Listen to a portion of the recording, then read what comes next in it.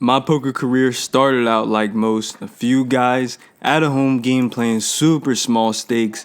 Right away though, I was hooked. I became obsessed. I eat, sleep, and breathe poker.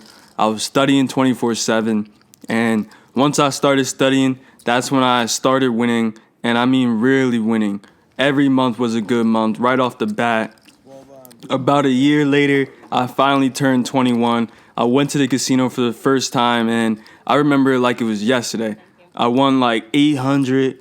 That's when it fully clicked. I could really make some serious bread playing poker. And don't get it twisted, there was plenty of upswings and downswings along the way. It's all part of the game. And don't get any ideas for any of y'all pocket watching a little bit too close. I'm broke over here. But back then too, I was watching a lot of poker vlogs at that point, and I thought to myself, why can't I? If they could do it, why can't I? That's when I started making vlogs, been making them ever since. Let's get into hand number one. Real quick too, in case you haven't been watching the past few vlogs, we're running pretty hot. We're on like a 6-session win streak, looking to keep it going, of course. About a half hour in, we pick up the bullets, pocket aces, few limps, and I bump it up to 15 in the small blind. We go to flop, 4 ways of queen 9-3. We got the overpair, but I still check it. No need to bump it up here and lead it out into 3 opponents. Late position makes it 27. He gets 1 caller, just what we wanted to see, and I re-raise to 100. It folds around to the $27 better, and he goes all in for less, 97, and last act calls. Heads up with a dry side pot, 1 player all in, and the turn is a 6 of spades. He's only got like 130 behind, so I just put him all in, and he calls. The river is a 2, we show, we're good, and we take it down. Next hand and note, pocket kings. Guys, it's simple. You want to win at poker, just play aces, kings, and nothing else. Nah, for real though, there really is a lot of little pots being played in between these hands. Only the bigger, more interesting pots make the vlog. Really though, I think the key to winning at poker is studying. I mean, just constantly studying, trying to learn new things, become better. And I think that's how you win consistently. But anyways, I open over 15, over 2 limps, and middle position. We get quite a few callers and head to the flop, 7 ways. Never good. I do not like going that many ways to the flop with an overpair. The flop comes jack high, all clubs. It checks to me. I check in flow given there's a few players behind me, 7 ways. And the cutoff bet's 61. It folds around to me and I'm thinking I could float 1 time here. I'm the only caller here. And it's a 9 pairing the board on the turn. I check, he bets 90. Now looking back, we should definitely be folding here, but let me just recap my thought process in the hand and what happened. I call, I'm thinking like we improved the 2 pair. Maybe he's got queen jack with the queen of clubs or something, and the river is a 3 of spades. We don't improve. I check and he bets 150. Such a small bet. Like, why are you betting 150 into 500? No, that's like not even 20% of the pot. I don't get it. I talked myself into a hero call. Maybe he's got like an ace of clubs and he misses flush draw and just decided to keep betting. But of course, when I call, he shows jack 9 for the boat. Can't really help but laugh it off in real time, but we really should have folded there on the turn there. Would have saved us quite a bit of bread. And you know, his facial expressions, the reads I was getting is he had a hand. Just got married to the overpair there. I really should have let it go. Don't be like me. Don't get married to the overpair. Just let it go. People at low stakes don't 3-barrel bluff like that. They always have it. Back down to around even for the day. Pretty much erased all our profits when we get 9-8 diamonds in late position. I call 15 and we head to the flop, 4 ways of 9-3-6 all clubs. They check it to the initial raiser. He checks. And I mean, we definitely can be betting here in position with top pair. But the board is all clubs, multi-way. So I check. Now the turn is a 6 pair in the board. The small blind Same guy from last hand who took all of our bread leads first to act for 21. It folds to me and I just instantly fold. I've seen this before.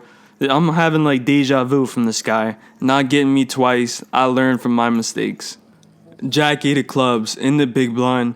We open a 15 over limps. A little wide to be opening this, but this table is pretty passive.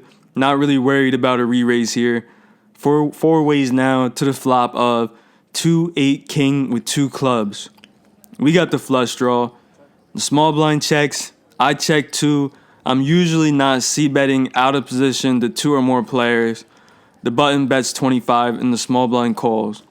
We bump it up to 75. A little bit on the low side. I would normally re-raise bigger given the fact that there's a caller in between and we're out of position. But our stack is a little bit on the shallow side at the moment. Only the button calls. Heads up now, and we smack the flush right away when the 10 of club falls. I've seen bet again for 75 since we're a little shallow, and I want to set up a pretty big bet on the river. The river is the jack of spades. We jam all in for 154. Not really worried about a higher flush here, because if he had one, we would know by now he would have raised me on the turn for sure. He quickly calls. He shows a lower flush. We win, and we take it down. Immediately next hand, we're still stacking chips and look down at ace-king suited. In the small blind, it folds around to an OMC in middle position, and he opens for 25, gets 1 caller, and then we 3-bet to 100. Now the OMC just jams all in for like 300, and it folds to me, and I just know he's got a big overpair here, either aces or kings. Anytime an older gentleman who's been limping all day all of a sudden opens 5x first to act for 25, it's always a big pair. I'm a gambling man though. Y'all know that. I just can't fold ace king for 100 big blinds at low stakes. I call even though I know we're behind in real time. I say something like, here, I'll donate to your aces. And he's like, hey, bud, I got aces. How'd you know? It's always a good feeling when I put somebody on an exact hand like that, and that's what they have. Anyways, we go a run out. The flop's king high with 2 diamonds. We couldn't have asked for a better flop. We have so many outs. The turn is a blank, and then we see the beautiful 6 of diamonds on the river. We flip it over and drag in the pot. I fully expected to lose that. I'm glad we pulled it out. He says, we slow rolled him a little bit, but, that's my bad. I mean, it was unintentional. Maybe we should have flipped it over right away when he showed his aces for the run out. But never mind that, though. We dragging in the pot. That's what matters. We coming up. A little pew-pew action for you. That's a back-to-back. 2 big pots. That's what I'm talking about. Also, I didn't show it, but we did get a lot of bluffs through in smaller pots and didn't get called once, which means we weren't bluffing enough. Y'all know what they say.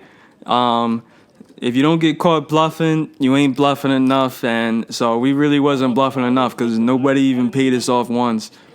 Correction, nobody looked us up once, but maybe that's why I got called down on a few of those bigger pots, because they were just tired of me playing aggressive all night. You see the totals. We book another win, keeping the win streak going. And yeah, we did get kind of lucky on that last hand. We had some good variance, but I was gonna book a win no matter what. I feel like I could do anything on that table. Let me not be too cocky, but I feel like I could have booked the win anyway, even if we didn't win that last hand. I would have stayed, grinded out a little bit more. But we were around the 4-hour mark. I was getting tired. I decided to leave. I don't know about y'all, but I can't book no 8-hour sessions no more. I start getting tired right around 4 hours, and then I'll be ready to go. That's it for today, though. I'll see y'all in the next one.